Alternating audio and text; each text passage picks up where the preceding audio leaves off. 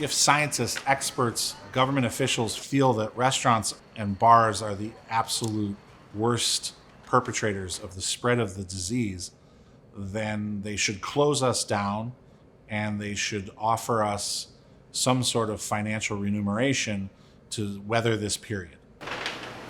Surviving the pandemic has been a scramble for independent restaurant owners like Kevin Hickey. I never once considered closing. I never saw it as an option. All I kept thinking was pivot, pivot, pivot. How do I take our business and change it? Between customers feeling uncomfortable inside and unpredictable capacity regulations, outdoor dining has become a lifeline for many restaurants. Every single person that calls to make a reservation says, I want to be outside. So we've got 24 seats inside that no one's interested in sitting at. Most of our staff isn't really comfortable with indoor dining, so we're just doing our best to maximize the back patio. And now, restaurants like Kevin's face another obstacle: winter. So how are owners that rely on outdoor dining going to survive the cold weather months?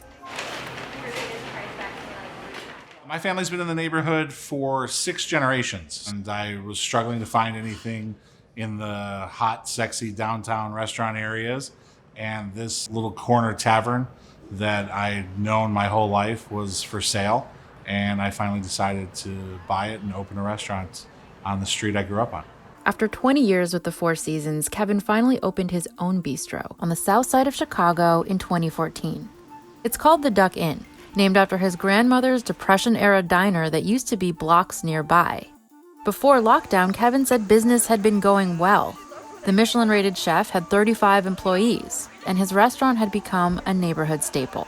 Well, right before the pandemic, we really were hitting kind of our 5-year stride. The people living around us, all the different neighborhoods, really started to get denser with population and just see us as one of the established restaurants. And so we were going into 2020 as highest we'd been in 5 years. Coronavirus quickly changed that. Kevin says overall revenue has been down 50% since the pandemic hit. The Duck Inn used to seat nearly 200 diners between their indoor and outdoor spaces.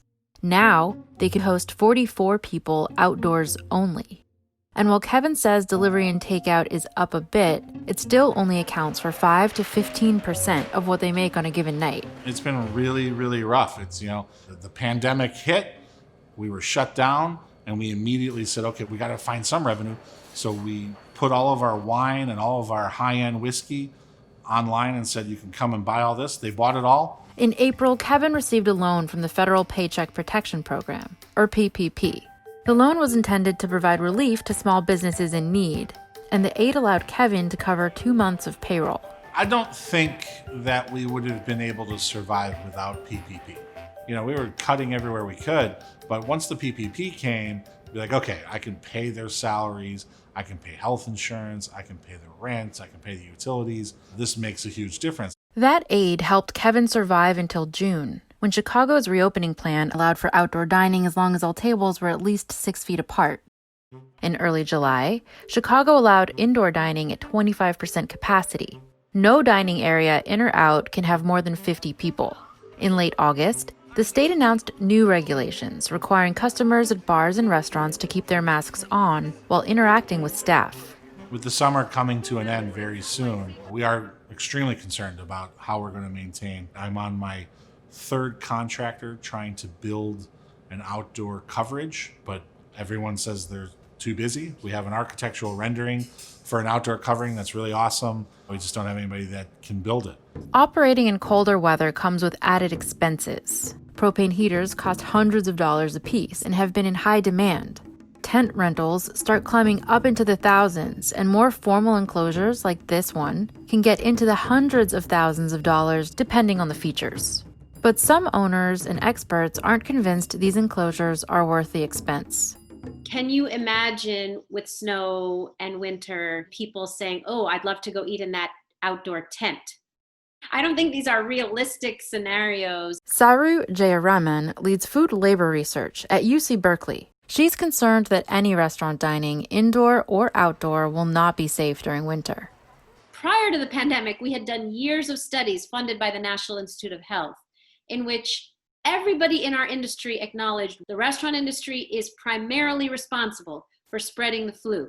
If we're spreading the flu during flu season, what do you think is going to happen with a pandemic that's spread through our breath? Then the government is going to have to come in the same way they would come into the airline industry, the same way they have come into the automobile industry, the financial industry, and figure out how to maintain those jobs, those people, those incomes. We as a society and our elected officials need to support those independent restaurants so they can survive. Congress should pass the Restaurants Act and provide support to independent restaurants so that we don't end up with all chains. The Bipartisan Restaurants Act was introduced earlier in the summer. If passed, it would create a $120 billion fund to help independent restaurants. And the proposed bill would initially target small businesses owned by women, veterans, and people of color. For now, Kevin is working on new revenue streams. He's selling one of the most popular menu items in select retail stores. And that may help keep him afloat, but he's still worried about the wider industry. You shut down the restaurant industry, you shut down farmers, you shut down furniture makers. Talk to the guy selling wine, the guy selling beer, the guy making beer, the guy distilling tequila, the china, glass, silver companies that are making plates. I haven't bought a fork in 6 months, and I'm not going to buy any of those things in 2020.